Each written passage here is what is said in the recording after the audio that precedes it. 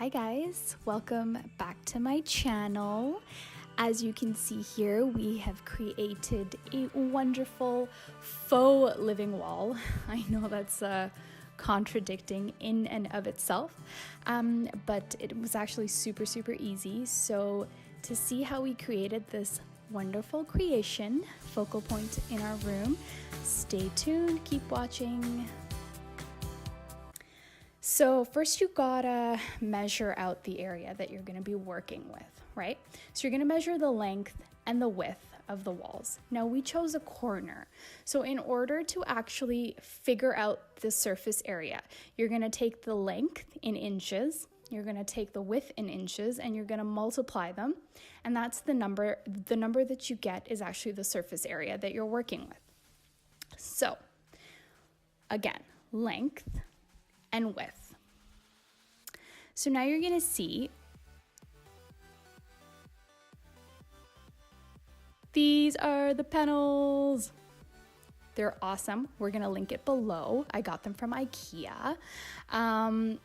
These panels were actually 10.5 inches each. I got two different kinds. IKEA only really had two different variations of it. So what you actually do is the calculation I showed you, these are 10.5 squares. So they're 10.5 both ways, length, width, the same, they're squares. So what I actually did was I took the calculated surface area of the wall and then I divided that by the surface area of the panels to get my number of how many panels I would need. So right now you see me mapping it out on the floor, just coming up with a pattern so you're not just blindly doing it as you go. So that entire thing from the floor is gonna go up onto the wall.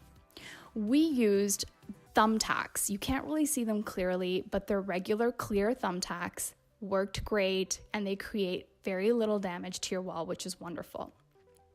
So here you're gonna see, we wanna start bottom up because up, you're not really gonna see it. Your eyes don't go there because not everyone's like as tall as the ceiling.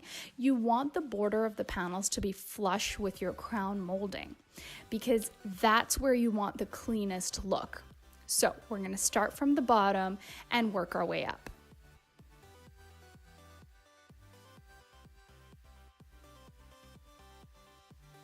You see the back side, it's literally just like pockets of fabric.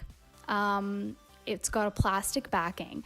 All you have to make sure is that you use the thumbtack and you pierce through the fabric. And then here in Toronto, we have very nice drywall, which is very easy to pierce through. So the thumbtacks actually go in very easily. You just have to add a little bit of pressure.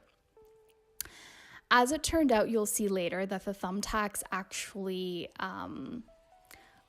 you actually only need one thumbtack, which is fabulous to hold one panel up because they're really light. There we go. We've secured some. Because I ordered two different kinds, I decided to alternate them. One of them has a little more, I don't know what they're called, but it's kind of ivy. And it's got, the leaves have white borders. So I alternated those with the ones that are a little bit deeper green mixed with some purple leaves. And here you have it once you've put them all together. And again, bear in mind that the calculations we did in the beginning gave us the exact number of panels that we would need to cover the surface area that we're looking to cover. So length times width, take that number and divide that number by the length times width of whatever panel you're using.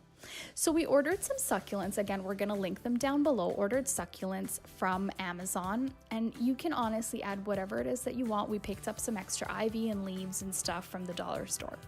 So what happens here is, in the fabric behind, you can either take an X-Acto knife and cut a tiny little X, make a little piercing so that you can put your succulents and other plants through it. Or what's neat about these panels from IKEA is they actually have slits in them already. You just have to locate them with your fingers and there you go. It just slides right in like it's a pocket. So out of the batch that you order, there's gonna be some small ones and some really big ones. These are the biggest they get. You want to take these and you want to put them somewhere where, let's say you're standing, your line of sight is, which is basically in the middle region, because you want the nicest pieces to stand out. Then you can use the smaller pieces for the other areas, right? So you're just gonna like step back, eyeball it, figure out where you think you want to put it. Again, we're gonna see if we can do it without making holes. For instance, right here, and just plop that right in.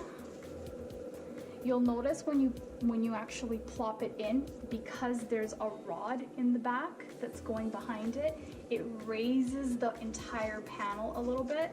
So if you want to look at it here, it's flush against the wall. And then when you actually insert it there, it's raised. This is flush, this is raised. This is flush, raised. So if that really bothers you, you're gonna go back with some extra push pins and push those in the trouble areas, the areas where it's like raising up a little bit. That's like the final product. You'll go in and you'll perfect it with a couple of push pins.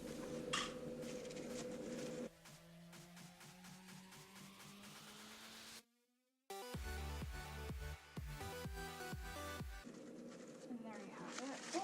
Oh, blooper! It went plop. And there we have it, just going back in and perfecting, and that's all there is to it. You can choose to add more plants.